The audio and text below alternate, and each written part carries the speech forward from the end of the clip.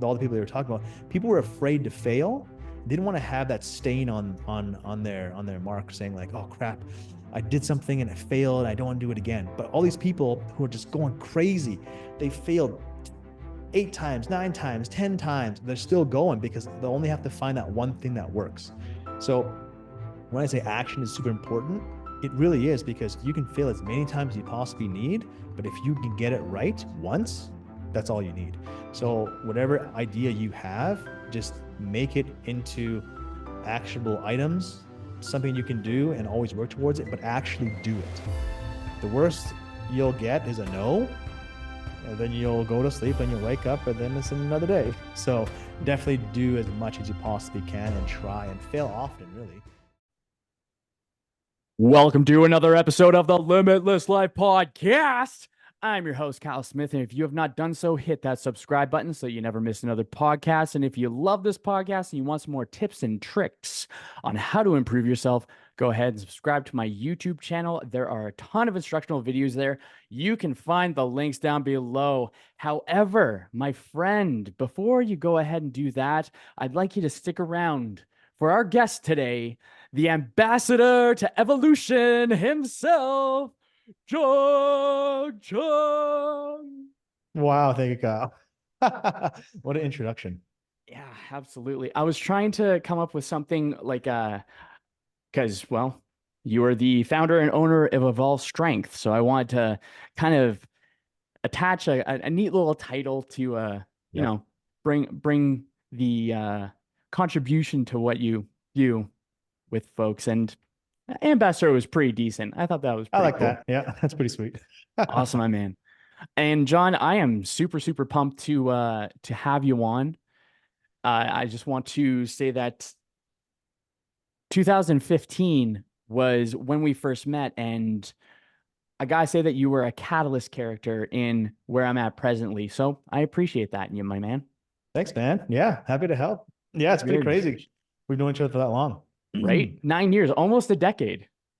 Yeah, almost a decade. That's crazy, man. Almost a decade. Yeah. So I like to start the podcast with a question. Okay. And the question is, how is it, Jon, that you impact the lives of the people around you? Oh, interesting. I would say the easiest way to paraphrase that for what I do is I like to push people. As annoying as it is, or maybe I'm like, oh, maybe I don't do it. I actually do just push people to do more things and more difficult things. So if I like, the easy example is I'm chatting with my friend Jeremy, and we're chatting about, oh, we should do this, or let's talk about cooking. And then I try to find like some crazy recipes, like, yo, bro, you should try this. And then I try it myself, and I say, hey, man, it was awful, but I'll try it again and do it again and do it again. So I just continue to try to push people unknowingly, because I like to do a lot of things, a lot of difficult things. I always, I guess, naturally tend to choose the harder path, not because I'm like, oh, I'm gonna like, I like punishment. It's just, I guess, I like being able to say I accomplished something. So I guess to do the same thing, push people in work as well. I guess that's why I set up Evolve as the way I did. So I don't have to manage people. I could just tell them, go and do whatever you want. I think that's cool because then it brings an opportunity to lift, well, the rising tide lifts all ships. I think that positively impacts overall the people around you, because then you're not working as just like a general. You're working in a format of a behavior-based leadership where folks are able to observe and see how you're doing things and how you're behaving and how you're implementing and practicing. And then you do push, but it's not the pushing in the sense of a misalignment where you're not pushing yourself at the same time. Totally. Yeah. Like one of the stories I just came to mind was snowboarding. I never grew up snowboarding. I always wanted to do it, and it seemed such like a cool idea. But then during university, we saw all these people going on these massive ski trips. It was the U of A ski trip every year. Like, man, that'd be so cool, but I don't know how to ski. I don't know how to snowboard.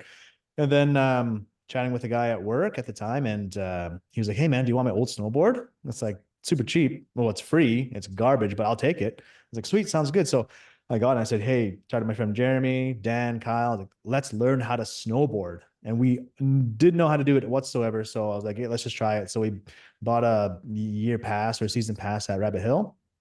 And we just went like 3 or 4 days a week on the bunny hill. It was brutal. Going on up the tow rope. Mm-hmm. It was so scary. Couldn't do it. Fell down every single time. So we would just snowboard down. I'd unclip and I'd walk up back up the hill. You see like 5-year-olds just going up on the tow rope, no problem. But we just kept on doing it. But yeah, that's kind of a thing. We just wanted to do it. So I just grabbed as many people as I could and let's try to do it. And then now we do annual snowboarding trips. So it's fun. Nice. Yeah, that's fantastic, dude.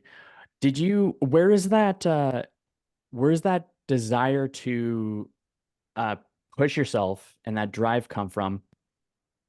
Yeah, where's that rooted in? I would say that I like to be, I guess you'd say, an expert in as much as I can know. So even for example, this, right? So podcast, I was like, man, I should do a podcast. And I thought, okay, well, if I'm going to do a podcast, I want to like research as much as I possibly can into it to understand exactly the elements that I need to do. So mics, audio systems, cameras, lenses, lighting. I just want to figure out what the best thing would be. So the funny thing, everyone always jokes with me or about me when they know my internet history, because if they look, you'll always see, I'll type into Google best camera, best microphone, best camping tool, best everything. So I'm just looking for, I guess, whatever the best thing would be. So even from like the drive of doing other activities, I try to be the best of it. It's more so fun, I guess. It's the process of learning something new and trying it out to see how far I can possibly push it. I definitely like seeing how far I can go, where my potential is, because I don't feel like we're really limited externally by something saying you can only stop right here. I say we're limitless in all aspects. So I'm going to try and do that in as many things as I possibly can. I absolutely like that. Like a modern day polymath of the neo Renaissance, learning a little bit Sure. about it. Yeah, yeah, fair enough. Sounds good Learning to me. like well, I like it because I'll give more context into that thought. Uh, there's an I'm observing that a lot more folks are more inclined to pushing themselves and challenging themselves more cognitively, and the folks that can really absorb information, accept what's useful, and reject what's useless, then it makes it so that the open loop to closed loop, and then creating a new loop to learn things becomes more efficient. And with with the folks that are with the digital world that we get to live in, we're able to do multiple things that tie into one. So we just have our own little mini economy within ourselves kind of idea, where we can do a little bit of the podcasting and then learn as much about that, and then learn about writing, and then learn about speaking, and then find where those common denominators are. And then we go from contemplation to action taking more effectively and efficiently with less potholes along the way because of that research aspect that you're talking about. Mm-hmm. I think one of also things I saw a couple of days ago, actually, it was about the pursuit of happiness, Mm. and the pursuit of happiness. What this guy was saying, I forget who it was, but he didn't measure someone saying, "Oh, I want a happy life," just to try to be happy. That he did it, or he achieved happiness through the success of action. I thought it was pretty cool. So I'm always trying to pursue new things. And that to me provides me with a lot of happiness of the achievement of something. So rather than saying, oh, happiness would be sitting on a beach and drinking beer and getting suntanned, right? For me, for myself, happiness is the achievement of a task that I didn't know or couldn't know how to do previously. So even right now, I fixed all my stuff. I feel happy that I fixed all my stuff. This is the first time ever using all this stuff together in a podcast setting. So it does bring me joy knowing that I can plan things out, think of how to properly do it. Even as I was driving to the meeting here, I was like, hey, I'm gonna have my camera here, lights here, here, here, here, and try to create the best setting that I could. So I'm just always trying to achieve something else that I couldn't do before. So Mm. yeah, to me that brings me happiness. Nice.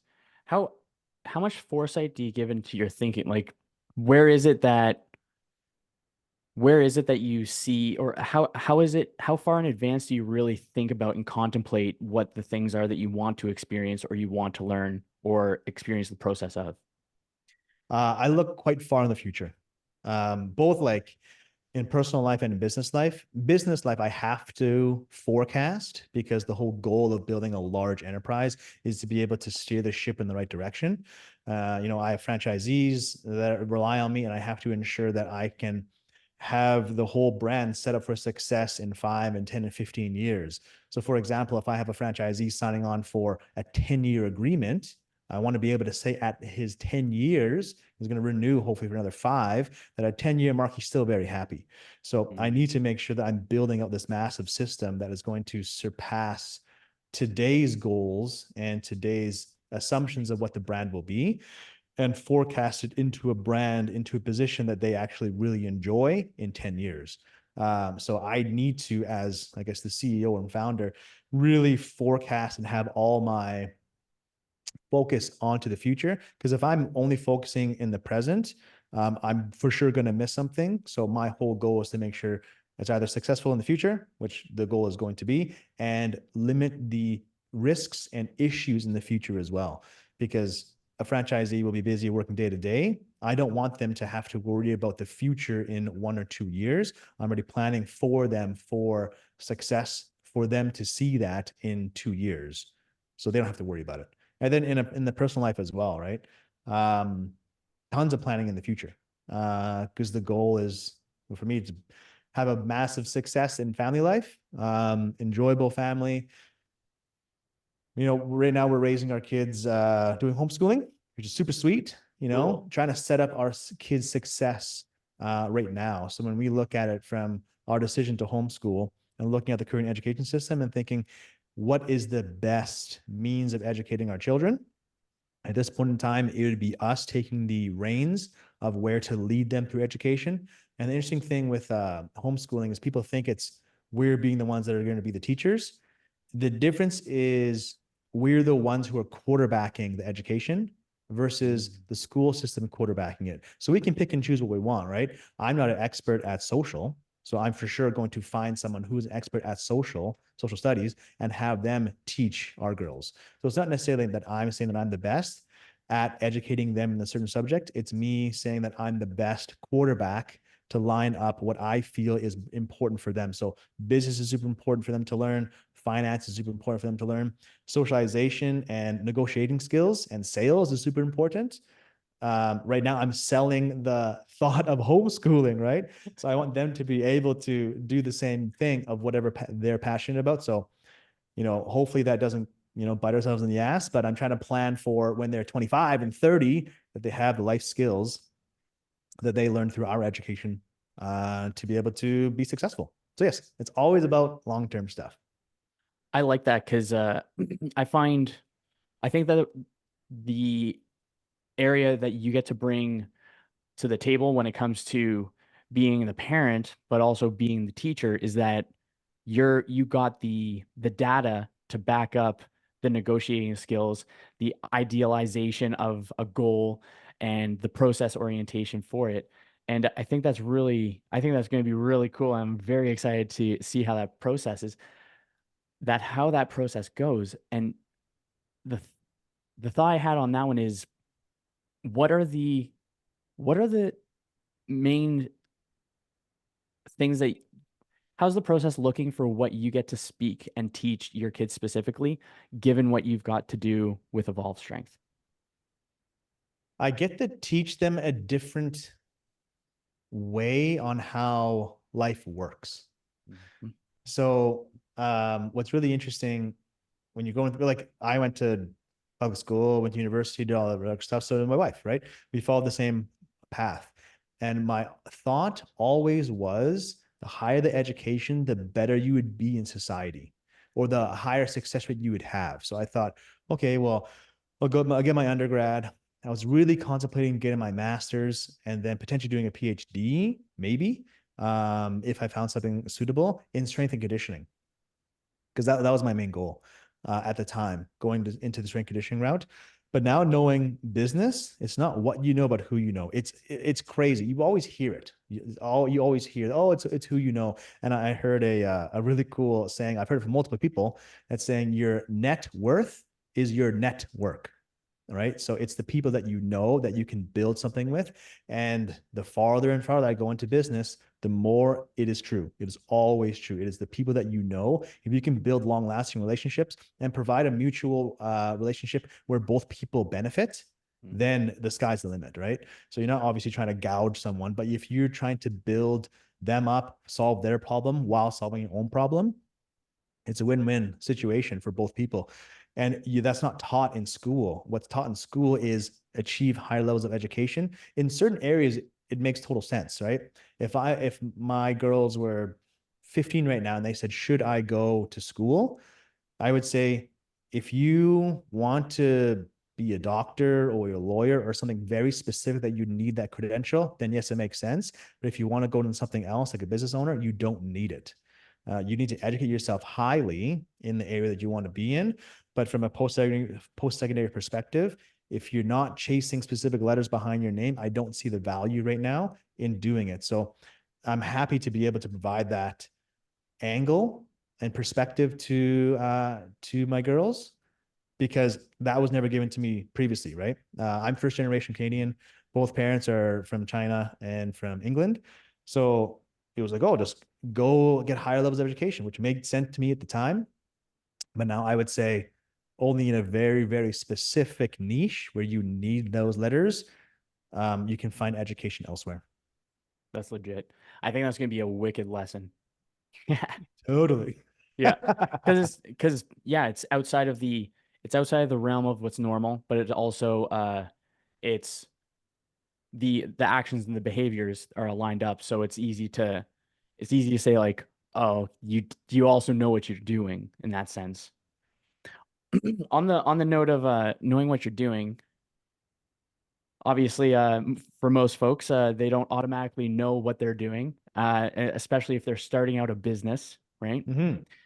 And I want to set the scene on this one, and it's Reddit. It's the Reddit website, and the date is March 15th, 2015. The title is I'm opening a gym on the south side called Evolve. Feel free to ask me anything about it. Hey everyone, my name is Jon Cheung. I'm one of the owners of Evolve. We are opening up a pretty serious facility on the south side soon and wanted to open up the communication between us and anyone interested in the gym. What are your thoughts?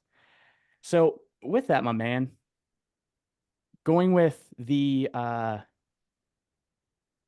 what you've done, and we can of course like talk about Evolve Strength as a whole. I just really wanted to get the person Jon out before going into much of this stuff. But looking back on that post before Evolve was even open, do you have any reflections about that Jon at that time? Any thoughts where you're just like, I'm fucking proud of you, bro, or it's going to be okay, or anything along those lines? Not really. Sweet. So yeah, like, am I proud of myself what I did? I don't know. It just feels it was very, I was very passionate of what I do and I like to do. And um, let's see. If I was to say what I'm proud about, or looking back as like I did a good job, I would say the thing that made me, I guess, successful in Evolve is not thinking that I am the smartest guy in the room. And I wanted to get as many people bought in to the project as possible. And the best way to do that is to ask their opinion. Mm. So that post, I strategically did it because I wanted to hear what people actually thought. Because when a product comes to market, any product, right? I find that the best way to get people's buy-in is for them to believe that they built it themselves. So when I was doing that post, and then I did a lot of questions on the Instagram page, I said, hey guys, this is the color of the wall. What do you think? What do you think we should put here? What do you think we should put there? Do you guys want to see this, or do you guys want to see this? And a lot of feedback I also got on that Reddit post. There were problems that people were experiencing in regular gym facilities that I had the exact reason as to why they were having that issue, and I could easily fix it, right? So if I'm going to do something, I'd rather get so many, like as many people's opinion as possible on it and fix all the problems already just by asking their opinion. So then when the product actually does launch, it's already exactly what people want. So that's why I phrased that post very specifically as, tell me what you want, I'll give you what you want, and if I give you what you want, you'll come and give me money. So that's kind of what I used, and it's been really helpful. So I always do the same thing, right? I always ask people's opinions. I get as much information as I possibly can from as multiple sources as I can through that research thing, and then I can make an informed decision. Because the worst thing I could do is think that I know everything, and then when I launch a product, whatever it's going to be, say it's a new gym in a new city, and I didn't ask what the people want in that specific area, then I'm just shooting myself in the foot, because I could have asked them before, got all my answers, and not have wasted all the time testing when I'm open and spending money when I could have asked before. Mm-hmm. That's legit. That's So, yeah. awesome. Sweet. So it's been 9 years since Evolve's opened. I got to start at the first one. Yep. OG right here. Yeah. And OG. yeah, I remember when it was like fresh, man. It was so cool. And I found it through a Facebook ad that you did. And I thought it was actually a gym that was from the States, like a high school gym from the States. And I was like, no way in hell that that's actually here. But checking it out, got to meet you, and the rest is history, man. So that was the first one. And now you're up to 8 locations and Seven. seven Seven. locations.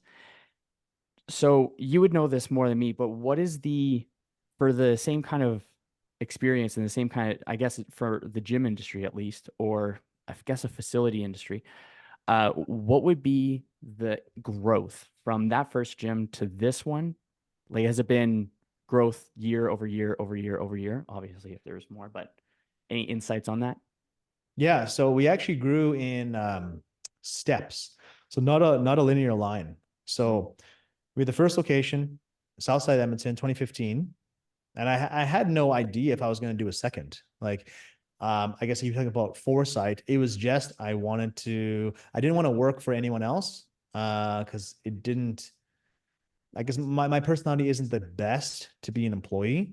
I actually got fired from one of my big jobs previous to going into the gym, working at police, because it just didn't work too well. So they didn't renew my contract. So I guess I was technically not fired, but it wasn't renewed. So Yeah. same thing. But I had no idea that I was going to open 2 or 3 or 4 or 5 or whatever it is, right? I just did one because I looked at the risk and I thought the risk isn't that bad. So I think one of the things that people get stuck on is paralysis by analysis. And they're like, oh crap, I don't know what to do. I don't know what to do. I always would do things about 70% and then do it. I'd maybe plan out 70% and then I just go forward and do it. I wouldn't wait till it's 100% because it's impossible to do 100%. As well as you will never know what you need to fix until the thing is live. If it's a product, if it's a gym, if it's a restaurant, you won't know until you actually launch it. So I did the first location, 2015, and then I what I did was people were saying, hey, you should open another gym. And I was like, well, I don't know if I want to do that. What I did was I put a little Dropbox thing at the front. And I said, if we were to open another gym, where in the city would you want it? And then people just wrote where they wanted it. They put it in a ballot box. And then we waited for like 2 weeks. And then we got all the papers. And we're like, oh, North Side seems to be the highest requested area. And I was like, hey, well, I know that there's demand. People are saying that they would go to a location in the North Side and they're asking for it. I did a poll as well online on Instagram to see what people would say. Same idea. Number 1 was North, second was West. So I knew there was demand. So I didn't assume there was demand. I needed confirmation if there was demand. And then I was like, oh, what should I do? Should I do it corporately? Should I do it franchising? And funny enough, I was looking, oh, franchising. Don't even know what that's about. Look up, there's a franchise show the following weekend in Edmonton. I was like, oh, that's pretty funny. And then I was like, oh, let's see what's going on. Maybe I'll attend it. And then there was a seminar. It was Sunday morning or Saturday, I think Saturday morning, 8 a.m. Oh man, so early. I know because I usually wake up late. And the seminar was how to franchise your business from a franchise lawyer. I was like, well, I guess I should probably go to that. So I went to it, I learned, and then guess who knocks on my door to talk about franchising? You. Yeah, buddy. You're like, I have this client, Johnny, who's interested. I was like, well, I just went to a franchise show. So this lines up perfectly. Literally the following week that I went to it, you started asking. So then I was like, hey, well, I have a little bit of information. So then I chatted with the lawyer and then obviously chatted with you and Johnny and then kind of did that location. And then at the time I had an employee that said, hey, I want to do one as well. I was like, well, sweet. I can kind of punch off two at the same time. So North and South opened, I think 2017 or beginning of 2018, either late 2017, beginning of 2018. So we went from 1 to 3. And then another member who moved down to Calgary calls, hey, like looking to open a gym. Are you guys doing anything? I said, yeah, franchising. So opened the 4th location in end of 2018, I believe. And then it was a break. Obviously, then COVID happened. But what's interesting with COVID is a lot of real estate came available, tons of real estate, because you had a lot of these big boxes closing. Right. Bed Bath and Beyond, well, they're still seeing their loss right now. Home Outfitters, Mech, and so some big chains were just kind of going belly up or shifting all their stuff online. So then all this real estate was available. So we at the time signed 2 more properties. So it was nothing. So we had 4 up until 2022. Yeah, 2022. And then we opened Seaton and then Royal Oak and then Brentwood, all within a year. So it was 1, then to 4, then nothing, then quickly to 7. So it kind of happens in spurts, not in a straight line. Nice. Yeah. It's kind of crazy like hearing it because I watched like when things open up and stuff like that, or when there's another one that's coming up. But it's crazy hearing the breakdown of it where it's like, fuck, that's like boom, boom, boom, boom, boom, boom. But that's to be expected. It's most likely going to be growth, flat, spurts. Nice. So what have you found to be what have you found to be a part of the difficult part of being a founder of a company? What is the difficult part that you have really enjoyed, or has there been a shift in how you kind of handle yourself on a day-to-day basis? The difficult, nothing's difficult. uh, if you're prepared, nothing is really difficult. The most fun, I would say, the most fun by far is the adaptation that you need to do on a day-to-day basis for new problems that come up. So, for example, when I signed the lease for this building, the first one, I had no idea what a lease agreement was. And I was reading this massive document, 50 pages long, and I was like, I don't know. I don't know any of these terms. So I'm gonna I'll have to research them. So I spent hours upon hours upon hours going through this massive document, trying to understand all the legal documentation points, legalese, pre-rent, fixturing period, commencement dates, amortization, all the different components that would be necessary to actually do the business property. I had to learn all by myself. And then obviously would ask other people. I had to learn accounting all by myself. I had to learn negotiations, all that stuff. So there's so much that you get to learn that you're not a pro at, but the enjoyment is learning all of that and then being able to apply it in real world. So if I relate it to school, you're learning something in hopes that you will use it in the future, right? In business, you can learn something the previous day and then execute your idea or what you just learned the following day. It's awesome. So there's so much growth that occurs in owning your own business because you're throwing so many different ways and pull different ways that you need to adapt. So you need to learn really fast on the fly, but then you get to apply it. So the application of the knowledge that I have is so much better in a business compared to what I did in school because I could learn about it and utilize it the following day and continue to use it for a long time. So that has been by far the most fun is the learning of different components and adapting to the different issues, difficulties, responses, whatever it is going to be. For example, during COVID, right? I had to learn so much about policies, procedures, government dealings on how to properly position Evolve during COVID, right? And figuring out, okay, this is my end goal. How do I get to that part? Who do I have to talk to? What do I have to say? And how do I have to say it to ensure that we can still operate in the way that we want to do it? So it was learning so much about that, which was super exciting, a little bit stressful because obviously times are moving very quickly, but it gave me so much time to learn and apply the knowledge instantly. So that by far has been the best outcome of owning your own business is you get to learn so much in so many different things. That's cool. It's like a fast turnover of knowledge because I forget how it went, but when you read something, you recall 20% of it. When you speak about something or when you behave in a way, yeah, when you speak about something, it's 60%, but when you actually do it, the information flows through you. So you're actually able to apply it and it just fixes things, it gets things fixed in the mind a little bit quicker. I like that too, because then you're developing your own utility belt of skills. Like those are all skill trees that you've just gotten better and better and better and built up if we were to gamify it, which is pretty cool. So if it was 9 years and you had the skill set that you have now, do you think you would be able to condense that time just if you started from scratch? Oh, big time. Yeah. Big time. Oh, yeah, absolutely. All the systems we built, I would be able to launch it super fast and grow it extremely quickly. So yeah, that's the cool thing, right? Like, I feel like, here's the interesting thing. So during COVID, um, it was 2019, I think. Was it 2019 was the first year of COVID?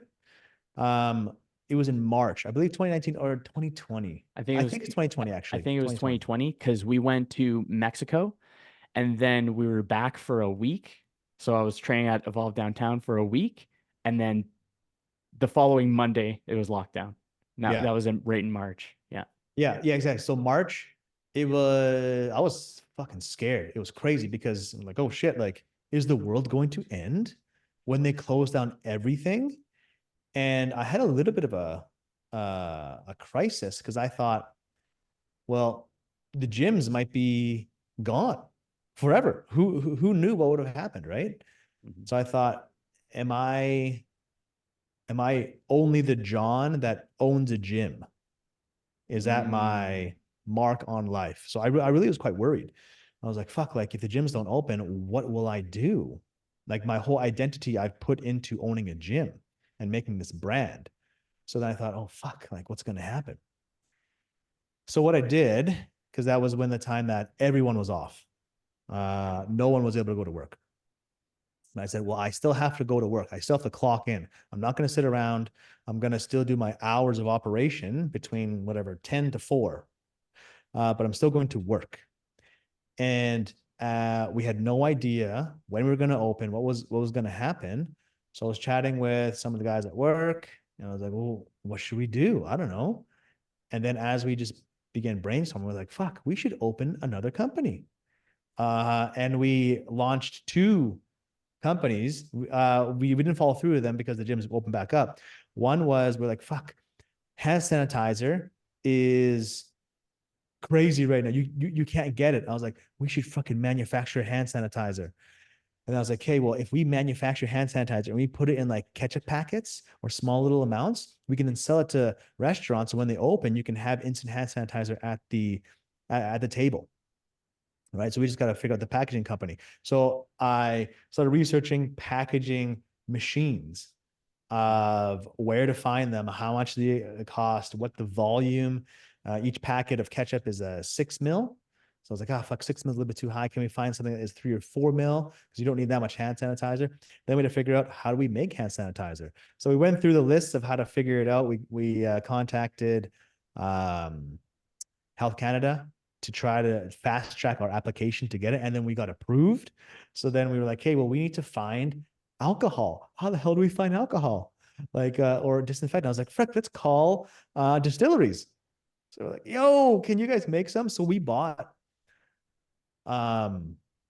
40,000 liters of alcohol. And we're like, okay, let's turn this into hand sanitizer. So we brought it actually to the gym. Still have pictures, like 40,000 liters of pure alcohol, 100% alcohol. And we're like, we need to mix this. We need to extract this. We need to figure out how to actually, we're going to pump this out of this massive vat. Figure all that stuff out. So then we produced actually about 100 liters. Yeah, but yeah, right about 100 liters. So at the time when the gyms were open, they're like, where's hand sanitizer? I was like, guys, I got some. So downtown, for example, I would just give them like 4 20-liter buckets of hand sanitizer. Like, just so we can do it, because nobody could find it anyway. And you needed to have hand sanitizer or you couldn't operate. So there's that one. And the second one we made, which was awesome, I would love to do this again and reboot this, was we were doing surface. We were like, hey, how can we tell that coronavirus isn't on anything? You can't, right? Right. So if it's on this, I don't know, this chair, there's no possible way. So we thought, okay, let's make a company that does surface testing for bacterial load. So I researched all the multiple levels of biochemical labs of doing testing. And in Canada, there's only one bio level 4 in Winnipeg that can actually test for coronavirus. So we found level 1 and level 2s here in Edmonton, and we partnered with them. So we would get swabs. So this is what we did. We dressed up all in white in lab coats. We would go to a restaurant and we would get about 20 different swabs everywhere. We did tables, we did the counters, we did in the kitchen, and then we put them on a little tray. And then we incubated it at the lab and grew the bacteria, and then created a report to say what type of bacteria was living on your surface, and to audit to see if the cleaning process you actually put in place was effective. Because if I spray stuff on here and I wipe it, nobody knows if that actually is actually clean. So we created it, we launched it, and then the gym's open. We're like, fuck it, we'll shelve it. So what was really happy, a very, very happy moment for me during that time was knowing that all the knowledge that I amassed during the gym could be applied to something else. So when you're talking about like, what's the benefit or what's the best part is assuming all the knowledge from operating a business and being able to take that and apply to something else. So there was a lot of relief for me at the time, knowing that I wasn't just Jon who owns a gym. It was now Jon has the skills created from the gym to apply to do something else. So that was very, very helpful. Yeah. And one day I will start that business up again. That was such a sweet one. That is pretty cool. Yeah. So then after the testing, because now I'm curious about this one, and awesome share too. That was awesome. What is the next step? So you finish up the testing, you give them this report. Yep. What happens from there? So yeah, this is the crazy thing, right? Because nobody does surface testing on anything, right? So this is crazy. So it was a restaurant. We go in. This is the report.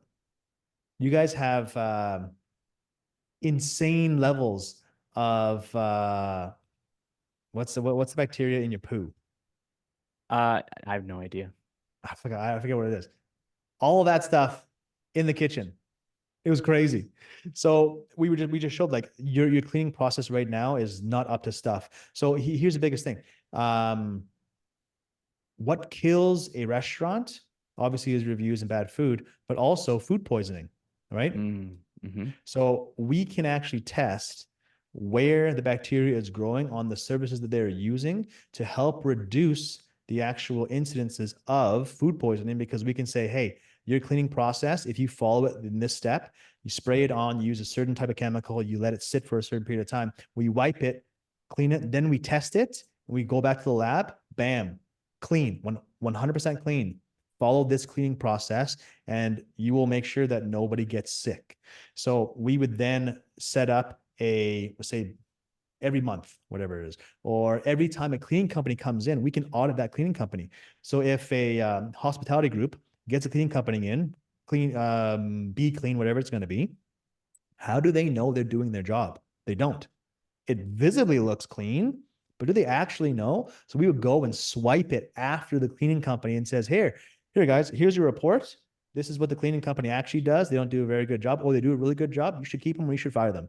So it gives another level of confidence for the business owner that actually has hired all these people to say, you know what, they actually doing a good job, or we need to change our processes because it's going to bite us in the ass in the future, because it's going to increase the amount of people who get sick, increase the amount of people who get food poisoning, and then ultimately reduce or deteriorate our image in society because people have gotten sick. Right. Yeah. So yeah, Dude. I know, right? It'd be so sick to do that one. Yeah. That one's freaking like, that is the first one. I was like, okay, that's pretty cool. Like, it's repackaging. That one is like something I don't think I've really heard it before, but I love that. I like the combination of where it's actually, well, it's taking care of everybody that's involved in that little bit. Totally, yeah. That's And then cool. we could even go a step further and go to AHS and say, when you get food complaints, right? And they go and check in, oh, there's rats or there's cockroaches, whatever it is, right? To check food and safety, food handling. They're not doing uh, bacterial load testing. They're just looking and saying, oh, your food is left outside of a cooler, or we see mouse droppings, but no one's actually looking at the bacterial load. So this would be a step further to say, you know what, to be compliant with AHS rules and regulations to ensure that you're preparing food in a safe environment, you need Greater Health Bureau right here to go and test it for you. So yeah, we could do that. So yeah, it's limitless. But yeah, that's a thing that me and Mike will do again. That's pretty cool. Yeah. Ah, okay. I got a pretty decent one for you on this one. So I've heard that business is the best education for self-development. Most of our conversation certainly has indicators of that and shows that. So let's say, should everybody give it a go in their own business? How would they, yeah, what would you say on that one? Everyone should absolutely do their own business. Um, or find something they can build on their own. It doesn't necessarily need to be a business, because you need to weigh the risk. And what's interesting is a business, in my eyes, starting from grassroots, is not very risky, because you're going to give up your time, which is fine, but it's not risk from a financial standpoint to a certain extent. So people have asked, like, oh, what did you do beforehand? Right? Did you have an entrepreneurial mindset over your life? And like looking back, I guess the answer would be yes. Like, for example, in high school, I was really big into car audio, and I would go into wherever to buy some speakers, and they were super expensive. And I would go on eBay, and they're like less than half the price. So then I would just buy it for myself. And then I realized, oh, wait a minute. People ask, oh, where'd you get it from? I got it from eBay. Oh, it's too scary. Can you buy it for me? I was like, yes, I can, but I will add I'll add a little bit of charger to it. I'm like, that's fine. So, oh, wait a minute. I could just do this. So we started a small car audio business, just selling speakers from eBay. Did a couple cars and that's about it. Right. So that in itself was a small business, right? Just testing it out. So you don't need to invest a lot of money or a lot of time to really test something out. All you have to do is you really have to just you just got to solve someone's problem. That's literally all it is. A good business will solve somebody's problem. And if you want to make it a big business, you got to solve a lot of people's problems. And that's all it is, right? So you can solve one person's problem, but if you can see that a lot of people have the same problem, you can turn that into a business. So it doesn't take a lot of time or money to actually think about the process of how to do it. It's funny, like I talk to my friends all the time and they say, oh, this thing is so annoying. Is there something that exists that fixes that? Well, no. Well, then you just found a problem that if you created the solution for, that would be a business. So it's just taking that concept and then just applying it and seeing how far you can actually go. Mhm. So yes, business, everyone should do, in my opinion, a business or at least something that they are passionate about, that they're creating. Because if you can create something and maybe you don't want to turn it into a business, you just want to do it for fun, then by all means do it. I have a really close friend who loves restoration and just loves to restore random things. And he has learned so much about restoration, from old machines to TVs to very old artifacts and antiques, right? So if Mm. he wanted to make that a business, he absolutely could. He doesn't want to. He doesn't want to go through the whole business side of it, but he has the skill set to apply it to whatever he wants, because he knows how to take from one fix something that's broken and turn it into something that is fixed, right? And that in itself is a problem that he solved for this specific unit. But lots of people would probably have the same problem, that they don't know how to solve that. And he could solve that if he wanted to apply it in a business setting. Mm. Do you have a framework for observing problems, or you just keep your ears open and you're just like, boop, that's a cool problem to solve? It's just paying attention to the pain points that a customer has. That's honestly all it is. And the great thing is that we're all customers. So if I didn't have the gym, for example, I could probably create 50 businesses within a year, because Mhm. all you'd have to do, honestly, is just analyze yourself as a customer and see if the process of you being a customer is enjoyable or not enjoyable. If there's a pain point, if there's something that you wish there was that would help you in this problem, then you can analyze, hey, wait a minute, that actually isn't. It's just going down the road of seeing if that product actually exists Mhm. or how to solve the actual problem. But there's problems exist all the time, everywhere. Totally. So it's not necessarily like you got to be in a certain mindset. It's just like, oh, that is annoying. I wonder how I could fix that. And then you just, oh, if I put that there or here, or that process was super annoying, is there a faster way to do it? Mhm. Right. Yeah. If you talk about the third thing that came to mind is the ArriveCan app during COVID, right? Mm. A lot of people had paper documents. People would say, I don't have a printer. Okay. The solution is to take the document and apply it into a digital format. So that solved the problem, right? So the people who actually created the ArriveCan app, or whatever app they used to display their COVID records, is solving a problem. So they made money. Absolutely, they did, right? So, and it's just understanding that is an annoying process. Is there a faster way or a better way to make it more efficient? And if there is, would people buy it? And if there are, then make it. Mm. It's legit. You'll have to correct me on this one, but to my recollection, before you opened a gym, you were not interested in having a business at all. And I believe that lack of desire in a business was influenced by your parents. Yep, that's Yeah. correct. Did they actively try to discourage you, or were you just, what's the story behind that? So my parents still to this day own a candy store. They own a candy store in North Edmonton. It's called the Nut Shop. So they sell imported nuts, chocolate from Europe, ice cream, kind of like a very high quality convenience store. Mm. And it's a small store. It's great for a family, but it wasn't large enough to have full time staff. So my parents would always be one working, one not working, one working, not working. So it actually was rare that we would see both our parents at the same time for a long period of time. Usually Sundays was the day that we saw the whole family together, because my dad would work during the day. My mom would work during the day as well at her primary job. And then at night, my mom would go to work. So we would see my dad during the nights, and then my mom sometimes during the nights, and then usually on the weekends, usually on Sunday. So I thought, oh, fuck, this is terrible. Why would you want to own a business? Because there's so much time sunk into running the business. So in my head, I was like, business, no thanks, don't want to do it, because I saw what it would do to a family dynamic. Mm. And then lo and behold, obviously I have a gym. But what was the deciding factor actually, and this was very helpful, is when I did decide to open a gym, I put a minimum requirement of the size I needed to do. So a lot of people were saying, hey, you should do a gym, like 3,000 square feet. I said, no, hell no. I will never do a small gym because a small gym does not have the revenue, the top line revenue to actually make me not work in it. So if it was small, I'd have to always be working in it. And that's what I saw with my parents. So when I was looking for the buildings, my minimum size was 10,000 square feet.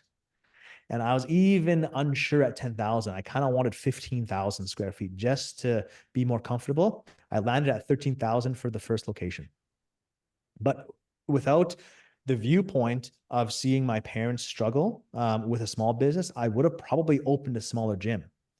And that would probably have been the demise of the gym because you can't scale, in my opinion, a large like a membership gym in a small space, right? It has to be like a studio, right? And you can scale studios, but I wanted membership. I didn't want it to be private. So because of or I guess the exposure that I had growing up in a small business, I knew what I didn't want to do and go small. I wanted to go big, or at least as big as I could at the time. So yeah, that's like the thing. Yeah. So I never imagined myself ever owning a business. And then, after working at the police, people kept saying, open a gym, open a gym, open a gym. I said, no, no, no, no. Why would I want to do that? That's stupid. And then I sat down and really analyzed if I was going to, what would I do? And then I said, okay, well, if I was going to do it, what could I see? And here's a great example as to why I positioned the gym how it was. I worked at World Health, just as you. Biggest complaint, members. Too much cardio, not enough gym equipment. 3 squat racks, 4 squat racks. I hate waiting. I hate waiting. I hate waiting. I was like, well, why don't they just remove all the cardio and put gym equipment on it? Well, that's what Evolve is. It's just lots of gym equipment and small amount of cardio. It's exactly, you've heard it multiple times, years and years and years. People complain about not enough equipment at the gym. So you make a gym with lots of equipment, and that should hopefully do well. That's the kind of cornerstone of it. Then when I was working at the police, still chatting with my trainer friends, they were saying, I would love to leave and take my clients somewhere else, but everywhere is really expensive. I was talking to my friend Dean, and he was like, yeah, I got a quote for like $2,000 in rent per month. And I was like, damn. I said, if I opened a gym and charged you $500, would you come? And he said, yep. I said, okay. So bam, right? I just asked. I saw people complaining of a shitty situation. And then I was like, hey, well, then I'll just do it for cheaper and do it on scale. So those were the two big things about the gym industry that I wanted to bring into Evolve. And then the third one, the medical side, was when I worked with the Eskimos. During the in-season, our goal was return to play protocol. So if someone got injured, we'd have to get them back as soon as possible to playing status because they cannot release an injured player on an injured roster. And so they're just wasting money. So a guy who would usually be injured for like 6 months, we get him back in 3 because we had 2 strength coaches, 2 athletic therapists, 1 chiro, 1 or 2 massage, and then 5 doctors. So we figure out the best return to play protocol. We all sat in a room. What are you going to do? What are you going to do? What are you going to do? And we figured out this amazing return to play protocol. And I was like, fuck, these guys are getting so much better, so much quicker, but you cannot get this service anywhere. Either if you're a pro athlete, you can get it, or if you hurt yourself so bad you get into a hospital, then you can get the team-based approach. But if you and I were running or biking on the weekend and we fall and we break our shoulder, whatever it's going to be, we don't have a team. It's just us. It's left up to us to actually find the team to help us. So I thought if I could bring that to the public, then it solves a problem. So it was literally just bringing these 3 problems together into one facility. And then that's really all it was. It wasn't me like trying to figure it out. Like, oh, sweet, that'd be so awesome. It was just my friend, trainer, Dean complained. All the members at World Health complained. And then when I would chat with people, I was like, oh, like, do you have a chiro? No. Do you have your physio? Yes. Do they talk to each other? No. Oh, well, that's a problem. So I just made it so they're all within the building. So that's really just looking at the problems and solving them. Nice. Yeah, man. This is cool. This is a fun conversation. I like reflecting and just, well, occasionally and just seeing where Steve Jobs has the saying where you can only connect the dots looking backwards and forwards. And Yeah, man. I'm just always excited to be a part of the experience of that growth, or just being able to observe it from where it was to where it is now and how it continues to go on forward. And with the desire to go big, where is it that you envision things going? Do you have a focus, or is it like you just popped it up there and you're like, yeah, let's fucking go for that? The goal is the end goal, I guess you could say end goal. The Mhm. number in my head is 100. It'd be cool to get 100 gyms in North America. Right now, the short-term goal is obviously bring more locations into Alberta and to BC. Because we just put our first one in BC, and BC is a phenomenal market. So focusing on those two provinces, go to Winnipeg as well, go into Toronto area, and then go to the States because no one's doing what we're doing yet. So bringing our model of medical and fitness is something that no one's done before on a large scale. So we'll be the first, hopefully, to market in all the new areas. But ultimately, it's just providing a better quality product for people to experience. Right now, the fitness industry is very interesting. You have two segments that are going quite well. It is the discount gyms, Mhm. at least in the States. The Planet Fitness is a great model for the individuals that are going to attract. Cheap. They're trying to get people from the couch into the gym. Great model. And the Crunch is doing the same thing as well, but it's going low cost and then high value. And then you have the super high end. So Equinox, Altea, Movati, Mhm. at least in Canada and the States, it's going to be Lifetime, where they're charging $200 a month, $250 a month. But what they're doing is they're focusing on the amenities for the gym, which some people enjoy. What our focus is going to be on is the experience in the gym. So if I was to look at what people do and they come to the gym, right? Let's say they're there for an hour and 15 minutes. Mhm. The vast majority of the time, literally the vast majority, about an hour is spent on the gym floor. That is our focus and will always be our focus is improving the quality experience in the gym, working out. That is our only focus. Everyone else can focus on very fancy change rooms and massive saunas and classes, which is awesome, right? But we will focus only on the gym because that is Mhm. our main goal. We want someone when they're coming to experience the gym that their experience in the gym on the equipment is the best. So no one's doing that right now. Oddly enough, they're focusing on the fancy stuff, which allows us to come in and focus on what I feel is the most important aspect of working out is the working out. Awesome. Yep. Yeah, that's fantastic. All right, dude. I got come up to the top of the hour here, and I got two final questions. But before that, is there anything that has to be said that hasn't been said yet? I would say the most important thing, if you're thinking about it from someone's perspective, listening, right? Mhm. Um, Action is the most important thing you can do. And just to go and do it. If you have an idea, just literally just go and do it. Um, Here's something really interesting. I was chatting with this woman. She did her MBA at U of A, and she went down to the States in California as I think it was like a 2 week trip to go and chat with a lot of people in there in Silicon Valley area. So she was chatting with other students from the States and just saying, "Oh, what have you been doing? What's been your experience, etc." And she was blown away that the vast majority of the students or people who were outside the program, they were on their eighth, ninth, or 10th business. Hmm. And previous to all of those failed. They all failed. And she was blown away. She's like, "What? Why?" Like, well, what's going on? She said, when she talked to them, they said, it only has to take one of our businesses to succeed, and we're millionaires. So the mindset that she took away from that was so different because she said in Canada, where all the people they were talking about, people were afraid to fail. They didn't want to have that stain on their mark saying like, oh crap, I did something and it failed. And I don't want to do it again. But all these people who are just going crazy, they failed 8 times, 9 times, 10 times. They're still going because they only have to find that one thing that works.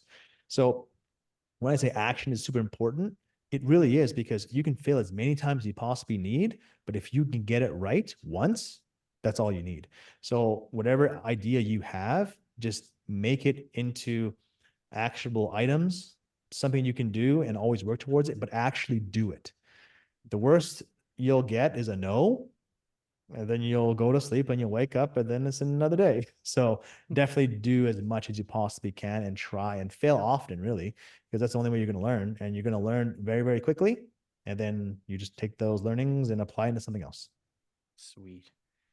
Yeah, that was a great one. Okay, cool. So going into the final two questions, I'm really excited for these ones after that freaking knowledge bomb that you just dropped. So setting the scene, you're on your deathbed. It's the end of your days. You're surrounded by the people that you care for, that you love. Your kids are just unreal business owners. They just took took what you're taught and then launched it into their own creative endeavors of problem solving. You're about to kick the bucket. What is the one piece of advice you want to pass on? Um,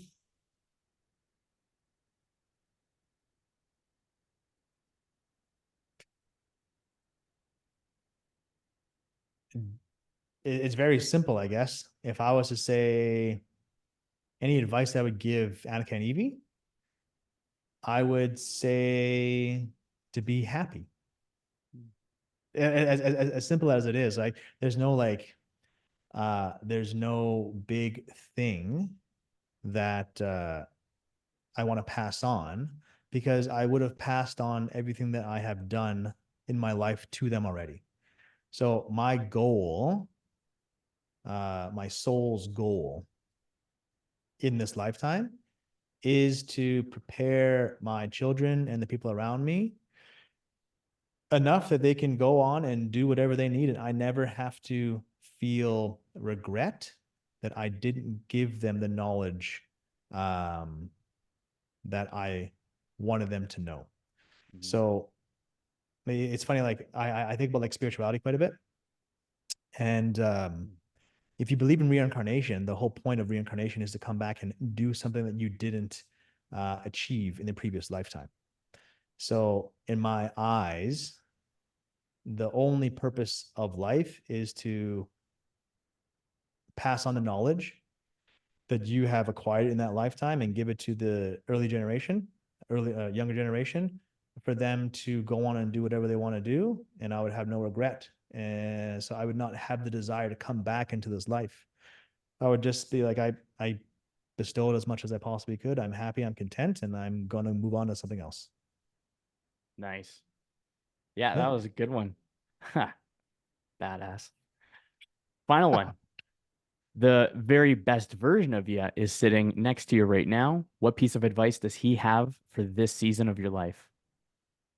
Yeah. Say that one more time. The best version of myself. Yeah. So the version of yourself that you envision being the very best version, however that is sitting next to you and is giving you advice for this season of your life. What would that be? Just keep on doing what you're doing. That's it, right? The best version of myself right now is me right now. So I guess I could picture myself at 80 being the best version of myself at that point in time, but just keep doing what I'm doing, right? Don't stop, right? Well, follow what I'm passionate about, continue to learn and to push myself into uncomfortable situations, assist as many people as humanly possible, build them up as much as I possibly can. Always give more than you receive, which I always try to do. I try to give as much knowledge as I possibly can to get people excited in what they want to do. And hopefully that ignites a spark in them to do whatever they want to do. And they don't want to hold themselves back. So I would just say, keep doing what I'm doing. Sick. Well, that's what I've got for you in today's episode. Where can people find you, Jon? They can find me. I'm really yeah. They can find me online. I'm on LinkedIn, Jon Cheung, CheungJon. I don't have Instagram. I have Facebook. Find me on Evolve. Just email the Evolve page and it comes to me. So there we go. Nice. Well, folks, if you love today's episode, please do me a favor right now. Take a screenshot, share it on your Instagram stories, and tag me with my handle at DapperDudeKyle. along with at Evolve Strength, and there's a whole selection of choices. So this is one of the ways that we grow. And until next time, keep up the kindness, and I hope your day treats you as good as you look.